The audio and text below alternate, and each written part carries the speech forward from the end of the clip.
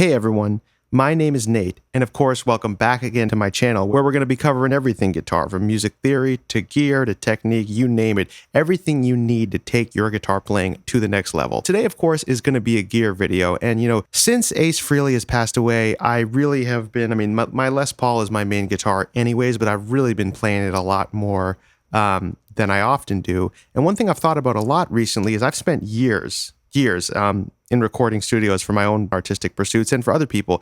And I've had a lot of time to really understand tone and how tone functions in a live setting versus a recorded setting. And I thought, in honor of Ace, really, I'd like to do a video on how to get the perfect Les Paul plus Marshall vintage tone for the studio. So if you're a fan of 70s rock or any kind of vintage classic hard rock, I am going to give you everything you need in this video to get that. And of course, I'm going to leave a link for you guys in the description, a PDF of the exact amp settings I use in Guitar Rig, which is my guitar emulator of choice when I'm doing digital stuff. But of course, this applies to everything from Axe effects to Kempers to Neural DSP to even if you have a Marshall half stack lying around your house, you can apply this as well. And just want to say, if you guys like what you see, think about hitting that subscribe button and turning the bell on. Really appreciate it, and it really helps in the algorithm. All right, back to the video. So let's get into the first principles of what really makes the best,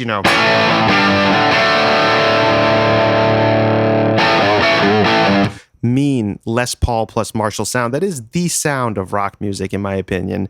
We love Strats, but come on, let's get real. So the first thing that you got to think about, or that you have to do when you're trying to get this sound, is you got to plug your Les Paul straight into your Marshall plexi. That, again, that we're talking about the best rhythm tone, right? Especially for recording. I'm not talking about your live setup or what you're going to be using for soloing, though. It's actually a pretty badass tone for soloing as well. When you listen, that's basically pretty dead ringer for Jimmy Page's solo tone in a lot of the early Zeppelin records. But as I was saying, you've got to plug direct into the plexi. And why is this? Power and clarity, right?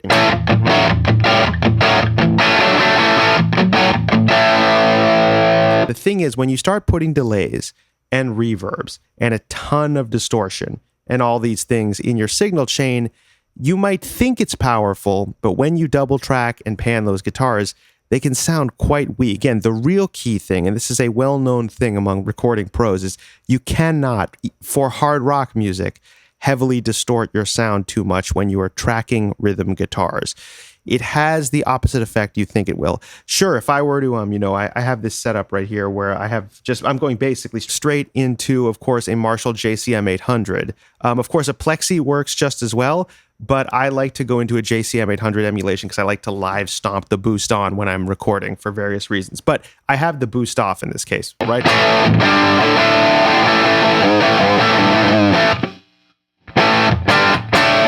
Subtle, right? But the more gain I start adding, let's bring it really up to us.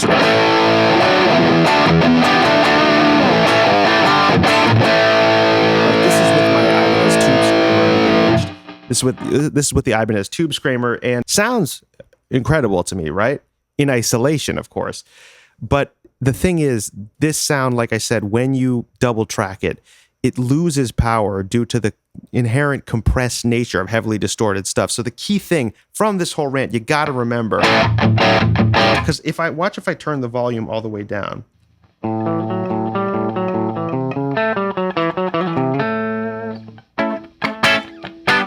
it's basically a clean sound, right? Back up.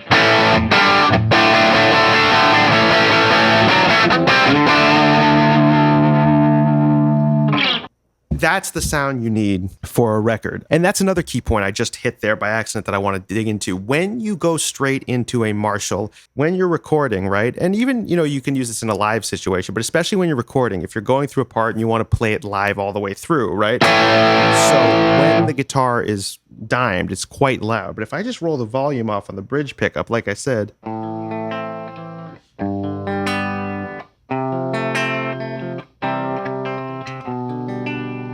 right?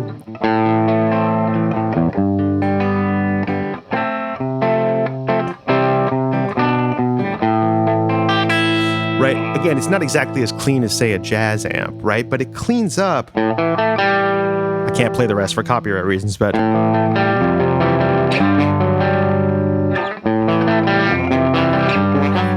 it cleans up in a really, really natural way for the guitar that if you know, of course you can punch these things in, but if you're playing live with your band in the studio, right, and there comes a clean section,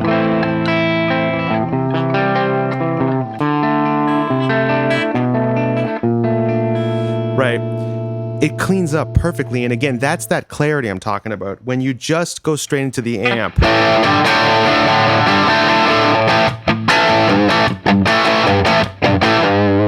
you're able to get the power and the clarity at the same time. And what I'm going to do now, guys, is just I'm going to put up on screen right here or maybe right here the exact amp settings I have. So this is what I'm using, and I want to note a few key things about how I have this JCM 800 emulation set up. So I have it going into greenback emulations. I have a condenser mic on the edge of the cone, right? Now again, this is a preference thing, right? A lot of people have different ideas of what good tone is. For me, putting it just on the edge widens up the sound and adds more fatness. But I also want to take a key thing, and this is the key thing, is how I have the equalization set on the amp. So bass up to 10, mid at about 4, and treble at about 6, presence way up almost at 10. Now, this is something that I actually learned from Reb Beach, who apparently learned it from Kane Roberts from Alice Cooper's band. But there's something about Marshalls that, about the bass quality about them, that you wouldn't think would be so essential, but having that bass dimed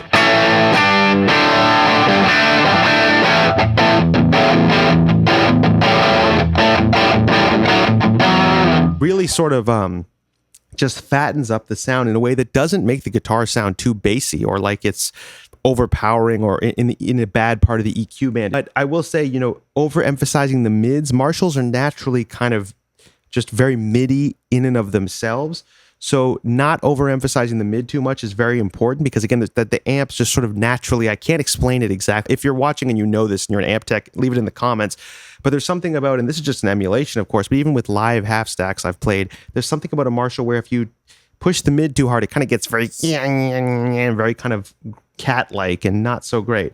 And then the same thing with treble, just giving it a bit of extra air on the top, not too much. I mean, again, unlike mids, you can kind of push it a little bit more with the treble, I've found. And then just turning that presence almost dimed, but not quite, gives it, again, this sort of brilliance mixed with the fatness that gets you the...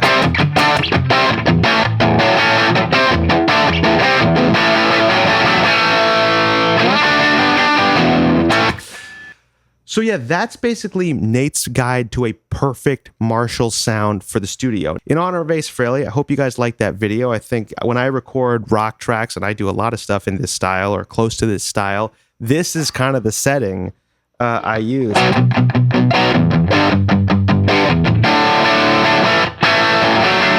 So anyways, guys, I hope you liked that video. Leave in the comments if you have any questions, if you'd like to follow up on a live sound video, and I will see you in the next video.